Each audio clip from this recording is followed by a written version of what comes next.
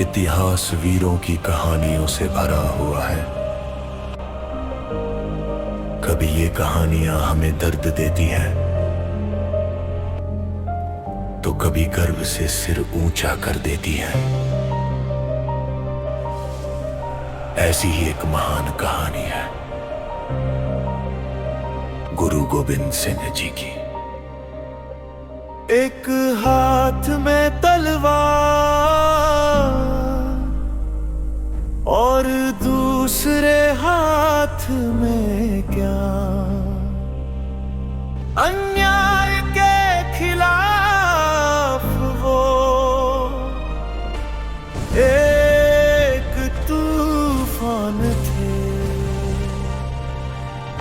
आइए आज आपको उस संत और योद्धा की कहानी सुनाते हैं जिन्होंने देश, धर्म और इंसानियत के लिए अपना सब कुछ कुर्बान कर दिया।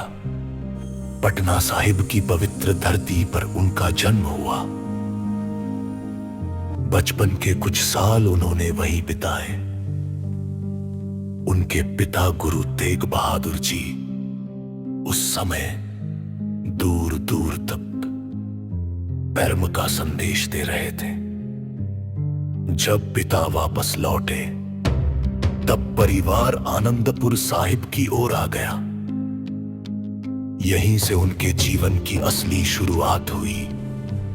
छोटी उम्र में ही उन्होंने ज्ञान हासिल किया, संस्कृत सीखी, फारसी सीखी और गुरमुखी में निपुण हो गए। साथ ही उन्होंने युद्ध की कला भी सीखी। अब तलवार भी उनकी पहचान बन चुकी थी। उसी समय देश पर अत्याचार बढ़ रहा था। जबरदस्ती लोगों का धर्म बदला जा रहा था। कश्मीर के लोगों पर भी बहुत अत्याचार हो रहा था। तब गुरु तेग बहादुर जी आगे आए और धर्म की रक्षा के लिए अपना बलिदान दे दिया। पिता की शहादत के बाद गुरु गोविंद सिंह जी ने जिम्मेदारी संभाली। उन्होंने केवल उपदेश देने का रास्ता नहीं चुना, बल्कि अन्याय के खिलाफ खड़े होने का फैसला किया। उन्होंने लोगों को कमजोर नहीं, मजबूत बनाना शुरू किया। हर किसी के हाथ में हिम्मत और आत्मविश्वास दिया। समय बीतता गया और संघर्ष भी बढ़ता गया। कई बार उन्हें अपना स्थान छोड़ना पड़ा, लेकिन हर मुश्किल के बाद वो और मजबूत होकर खड़े हुए। उन्होंने अलग अलग जगहों पर लोगों को एकजुट किया। जो लोग अत्याचार से परेशान थे, उन्हें एक साथ लाकर एक नई ताकत बनाई। फिर आया एक ऐतिहासिक दिन, बैसाखी का पवित्र अवसर। इस दिन गुरु गोविंद सिंह जी ने एक नई पहचान दी।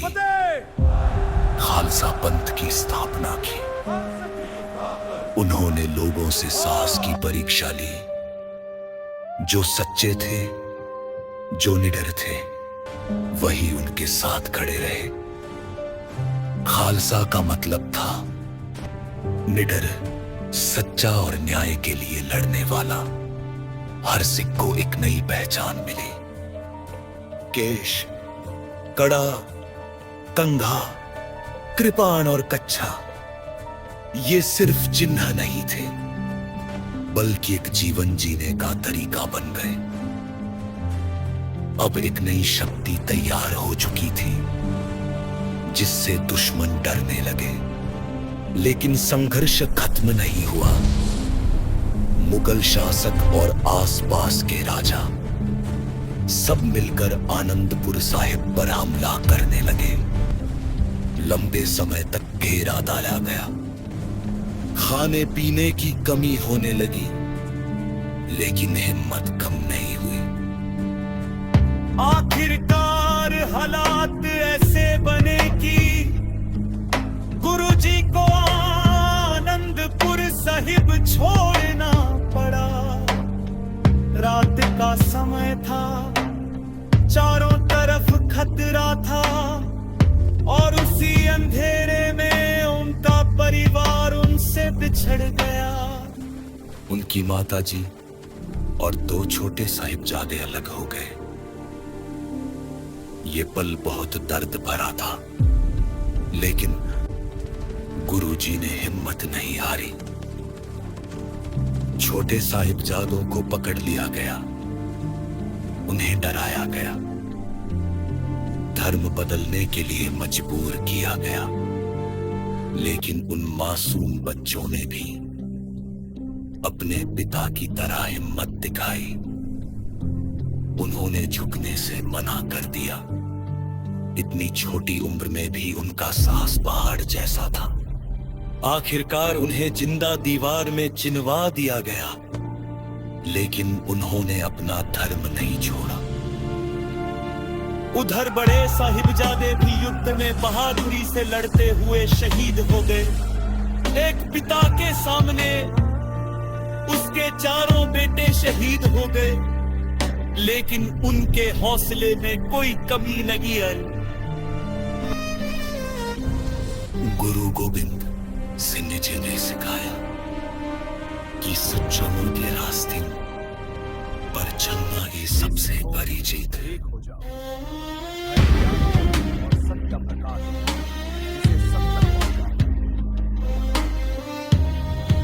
वाहेगुरु जी खालसा, वाहेगुरु जी फतेह।